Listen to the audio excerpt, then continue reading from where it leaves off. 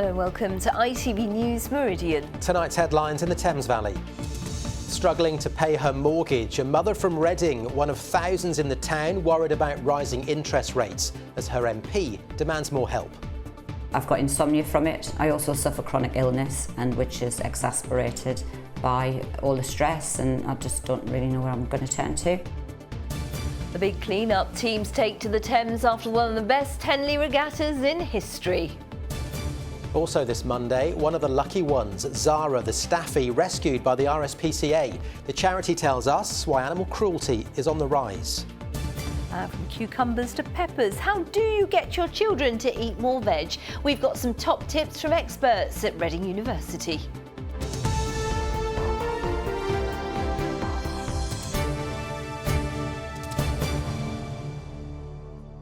Good evening.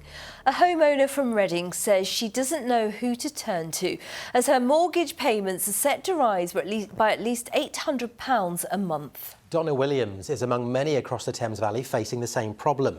Last month, the Bank of England raised interest rates to 5% in a bid to tackle inflation, but it's also pushing up costs for borrowers. Matt Rodder, the Labour MP for Reading East, says constituents who have come to him say they are struggling to meet their monthly payments. Mel Blaw has been speaking to some of those affected.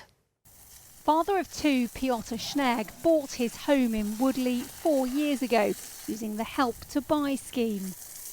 Not only is he facing bigger mortgage payments when his fixed rate deal runs out, but he'll have to start paying interest on the equity loan too.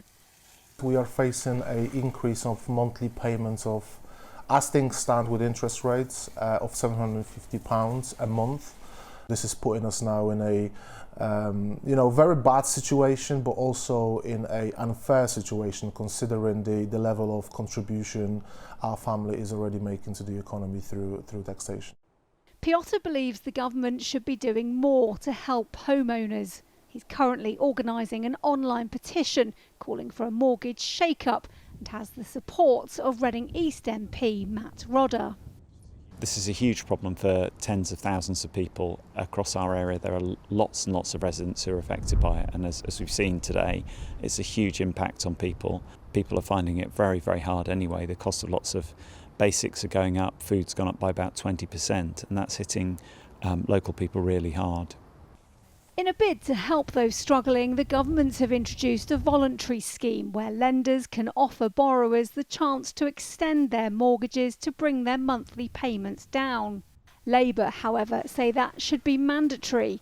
There are also calls for more help for people who have buy-to-let mortgages, like Donna Williams. Because of cladding issues on her flat in central Reading, she has to stay with her current provider when her deal runs out at the end of this month.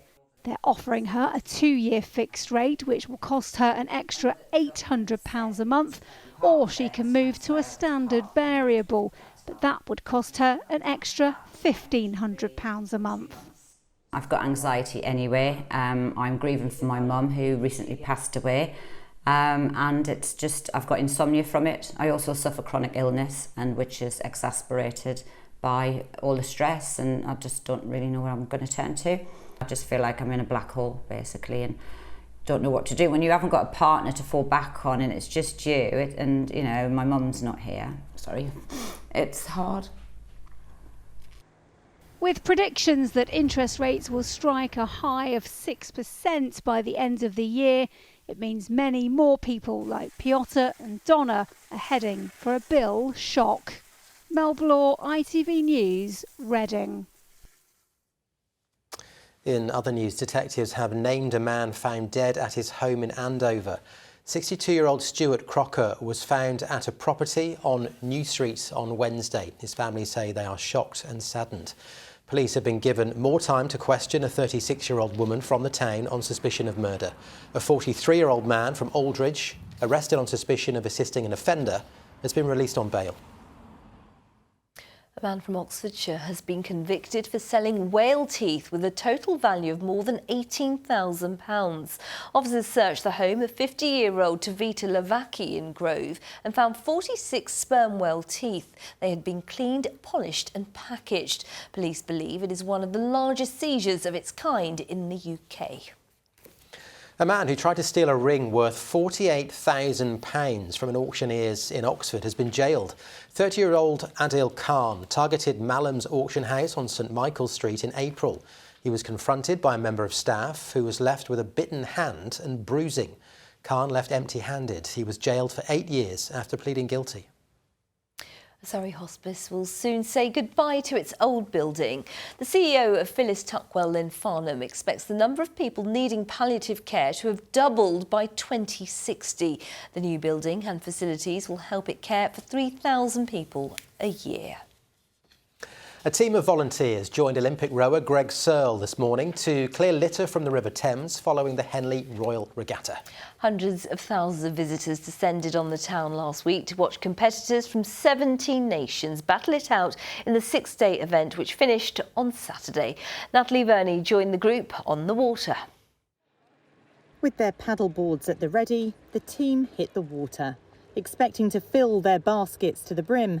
But as time went on, it became clear there wasn't much to clean up. It was actually really quite a good surprise to find there wasn't that much litter in the river, because everyone came down all enthusiastically. We're going out on our paddle boards, and the good thing was actually no one came home overflowing with litter, so there's not that much that's actually been dropped, and I hope that's a reflection of the good habits that we're putting in place. 300,000 people come to Henley for the regatta. That could leave a lot of litter, but in recent years organisers have put plans in place to try to reduce that. So no single-use plastic is allowed in the enclosures, and visitors are banned from eating or drinking by the riverside. After an hour, the baskets were inspected. Along with some single-use cups, the volunteers had also found some party hats and a pair of shoes. But Lynn Lambourne, who's been working with the Royal Regatta to become more sustainable, is pleased with the results. It's our responsibility as being part of the river community to keep it clean. Whatever goes into the river ultimately ends up in the ocean. And we all know that our oceans are in trouble. Without a healthy river and a healthy ocean, we're all in trouble. And for wildlife as well, for biodiversity, we need to take care of this river for future generations. From the results of today, it looks like habits are changing. Natalie Verney, ITV News. Now, people living in Hampshire are being urged to sort their rubbish before taking it to a recycling centre. Councillors say that some material is still being earmarked for landfill when it could be recycled. People are being asked to sort their waste properly, which they say could save up to £200,000 of taxpayers' money every year. The council says staff at centres across the county are on hand to help. Surrey County Council says it's installed 80 electric car charging points as more motorists make the switch. The authority has plans to install 110 more on-street charge points across the county in the coming years, which will make them more accessible for drivers. The future of Reading Central Library is now the focus of a public consultation. The council has proposed rebuilding it at the same address as its Civic Centre offices. It would see an investment of more than £8.5 million, part of a £19 million government fund to revitalise the town's cultural offering. And a pair of rare monkey twins have been born at Longleat Safari Park in Wiltshire. They're thought to be the first twin monkeys born at the park since 2008. Multiple births are extremely rare in primates. Keepers originally thought the mother had borrowed one of the babies from another female, but they're now convinced they are both hers. Staff are keeping a close eye on her, but say she's coping well and the babies are thriving. Cute. Nice. You're watching ITV News Meridian in the Thames Valley. Still to come. Airport expansion. Details about how Gatwick is planning to increase capacity at the airport by bringing into use its emergency runway. And with June now behind us, I'll be back a little later with a record-breaking roundup and news of tonight's full moon. And remember, you can find more news from right across the Thames Valley by heading to our website, itv.com/Meridian. You can give us a call on 0808 1010 095 and you can follow us on Facebook, Twitter and on Instagram.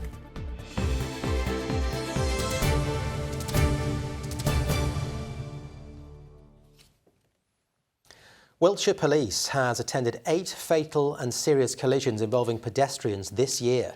It's prompted the force to appeal to parents, schools, carers and the community to take more care.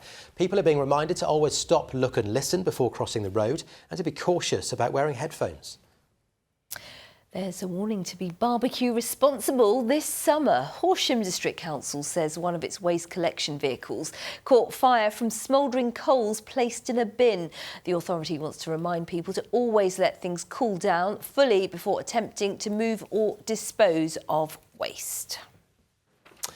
Campaigners say they are willing to fight runway expansion at Gatwick in the courts as the airport's plans reach a significant milestone. ITV Meridian can reveal an application to the government will be submitted in the coming days to start using the emergency runway on a daily basis for departures. Well, Gatwick says the blueprint will create thousands of jobs, but environmental groups believe it will be a climate disaster. With more, here's James Dunham. A very warm welcome to our first inaugural flight to Los Angeles with North Atlantic Airways. Gatwick is growing. Transatlantic airline Norse has made the airport its largest base, employing 370 people, including Lauren, who is a pilot. It's excellent. We've got 6 aircraft now based in Gatwick, and all of them are the 787-9 Dreamliners, which hold 338 passengers. So that's really getting everyone to their destinations and bringing basically the world back together. Many more jobs would be created if the airport is allowed to expand.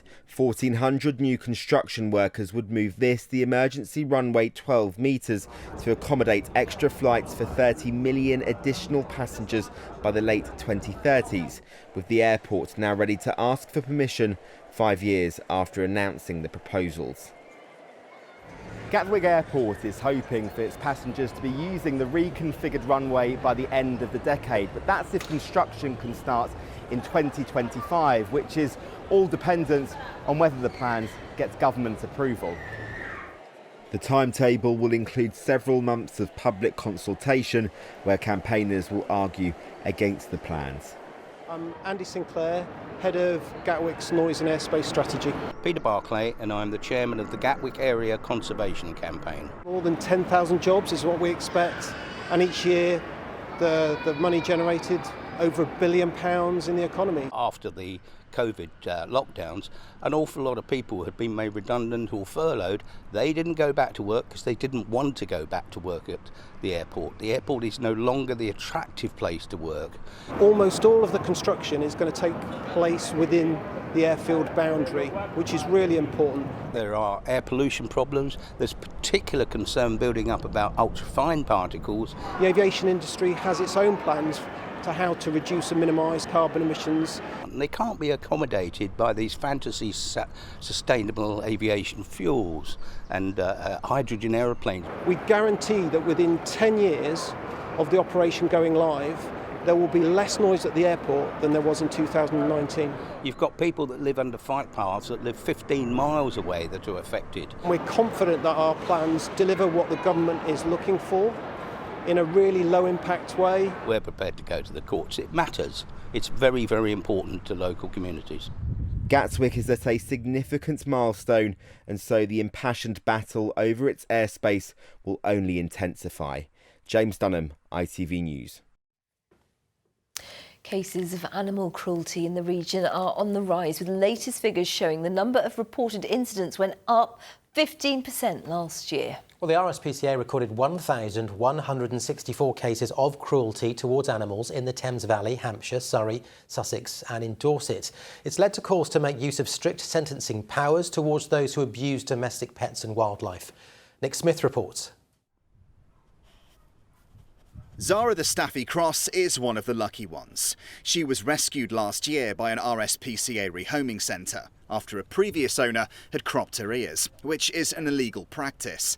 But she now has a loving home with her new owner Paula, who took Zara on as a foster pup, but soon wanted to keep her for good. As soon as they come into a home environment, they change. They're more relaxed, they're more themselves, and you can see their personalities. She came to me when she was about 16 weeks old, had her ears cropped at about 8 or 9, and then I started fostering her, and then a few months later I failed as a foster and ended up adopting her. It changes lives, it changes the dog's lives. Zara's story is sadly similar to hundreds of incidents we saw across our region last year. including Bluey, a dog that was rescued by staff at the Blackberry Animal Centre in Buckinghamshire after being subjected to physical and verbal abuse. Fortunately, she's now regaining her confidence. Some areas in our patch saw a striking rise in cruelty incidents. The highest was in Hampshire, with a 32% jump last year. Julie Parsons is an animal rescue officer working across Sussex and says physical cruelty towards animals is now becoming more common. The effect of non-accidental injuries or intentional harm in animals, to us it's hard to investigate. It's difficult, it does take its toll. And the amount of animals coming to the animal centre, as we know, everywhere's full up. It's led legal experts on animal cruelty cases to call for existing strong sentences to be enforced. We say in the UK that we have some of the toughest animal cruelty laws in the world, but laws are only as good as their enforcement. In a lot of areas of animal abuse and animal crime, the law itself is okay. What we need is better, stronger and more consistent enforcement. And then when cases do get to court, we need to consider perhaps not just punishing individuals, but thinking about ways that we can deter people from committing crime again. Despite being a nation of animal lovers, a small but sadly increasing majority are still prepared to subject them to shocking abuse. So those who strive to protect these often vulnerable creatures are appealing to the rest of us to report incidents of cruelty or neglect and bring the perpetrators to justice. Nick Smith, ITV News. Now the ITV Evening News continues with the national and international news at 6:30. With the details for us tonight, here's Charlene White. It's official, we've just had the hottest June in history. Scientists point to climate change, saying it's increasingly likely we could surpass the record in the coming years.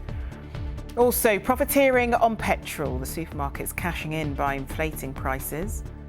Calls to ban puppy yoga. An ITV investigation reveals the harm caused by the latest fitness fad. And welcome back to Wimbledon. The long wait ahead as thousands join the queue. To join us for those stories and more from 6:30. Well, from tennis to the start of the new football season, here's Sarah. It won't be too long, thank you, Sangeeta. Yes, with a little over a month to go before the start of the Premier League season, one of Brighton's newest recruits says he can't wait to get started. Former Germany midfielder Mahmoud Dahoud arrived on Saturday at the end of his contract with Borussia Dortmund. The 27-year-old joins the Albion ahead of their first European competition, with their 6th place finish qualifying them for the Europa League. Very good. Feel good. Very positive, too much energy, a little bit crazy, but positive, yeah. And the Seagulls have confirmed another signing today. Goalkeeper Bart Verbruggen joins from Anderlecht on a 5-year contract. Right onto the water now. More than 6,000 sailors took part in the annual Round the Island race off the Isle of Wight. The winning crew took 4 hours and 11 minutes to circumnavigate the island. On board Tush 2 Volvo 70, an American vessel moored in Lymington. Conditions were described as near perfect for the 1,100 boats which took part.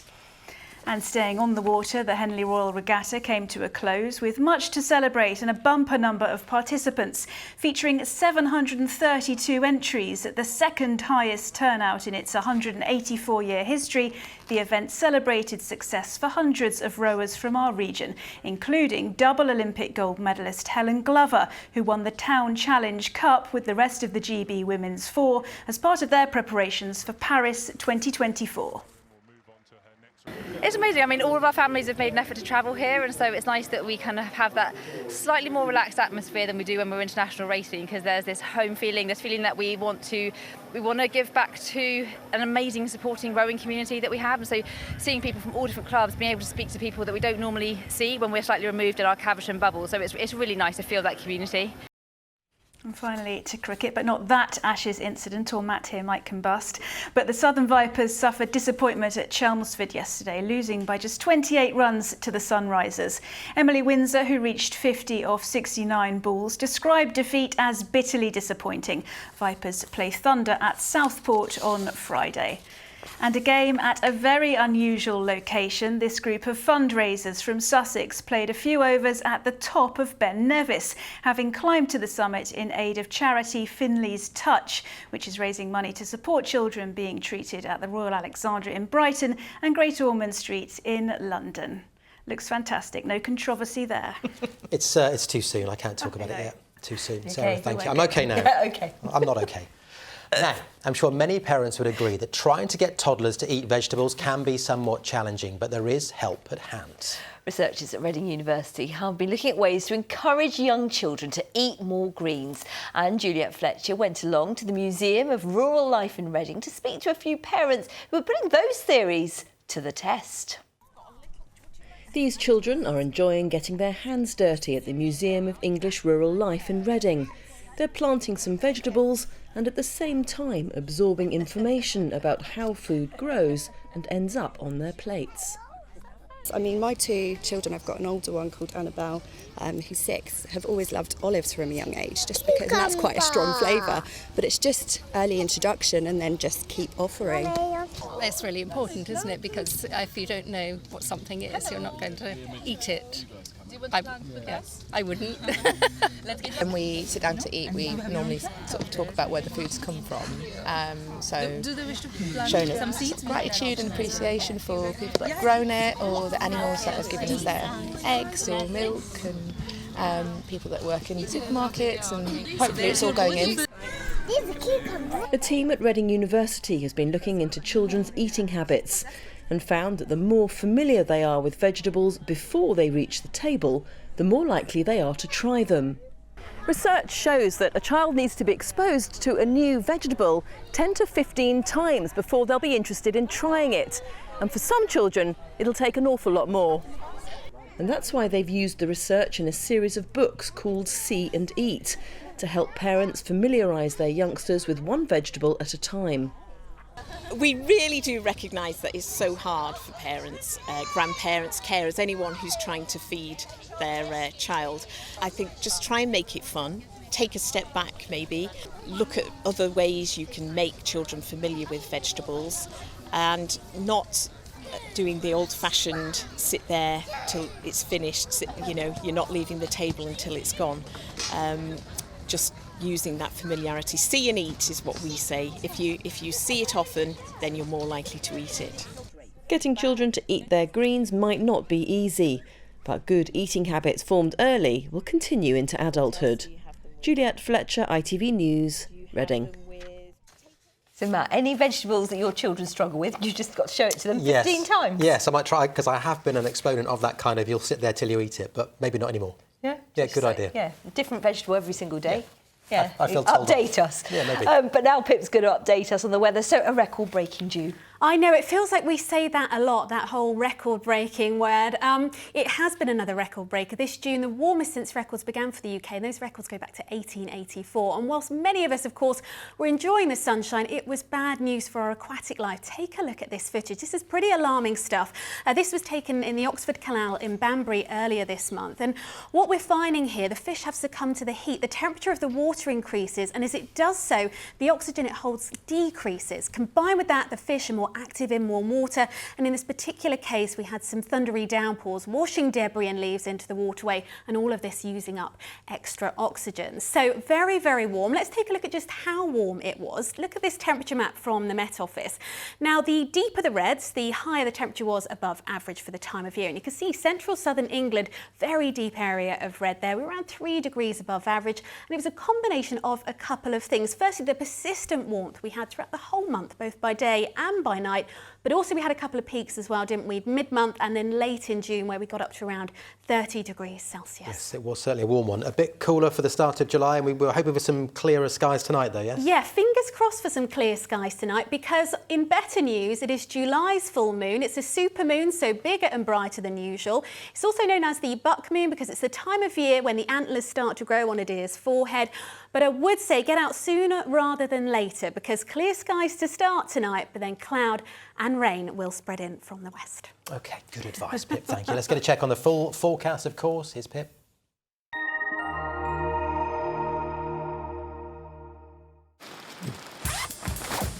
Whatever the weather, it always feels like home. Valent Heat Pumps and Boilers sponsor ITV Meridian Weather. So this week has started on a slightly more cool and changeable note than we've been used to. But as we head towards the weekend, signs of something warmer making its return, and it could be accompanied by some heavy and thundery downpours. So this is the current setup. Low pressure generally up towards the north of the UK, feeding fronts our way.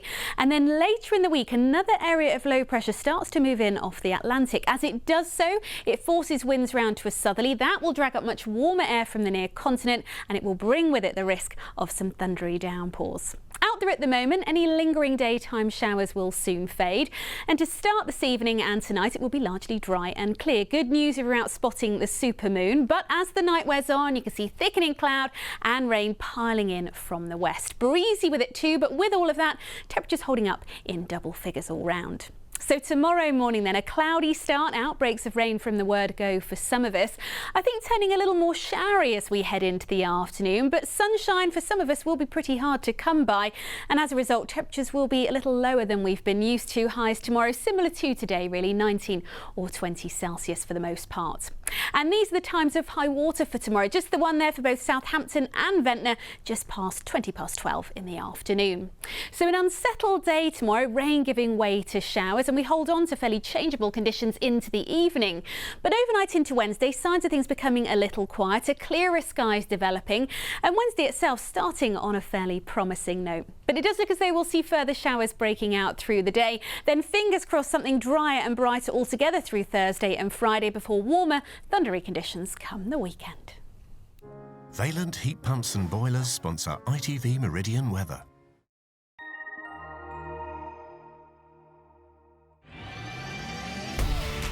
Hello, summer. Piri sponsors ITV Pollen Count. Grass pollen is still, of course, affecting many hay fever sufferers. Levels generally moderate over the next couple of days with more changeable conditions. High again on Thursday with a drier, brighter day on the way. Bye-bye. And that is it from us for now. In a moment, the ITV Evening News with Charlene White this evening. That will have your late update just after 10:30. From all of us here, thank you for watching. We'll see you again same time tomorrow. Bye-bye. Bye-bye.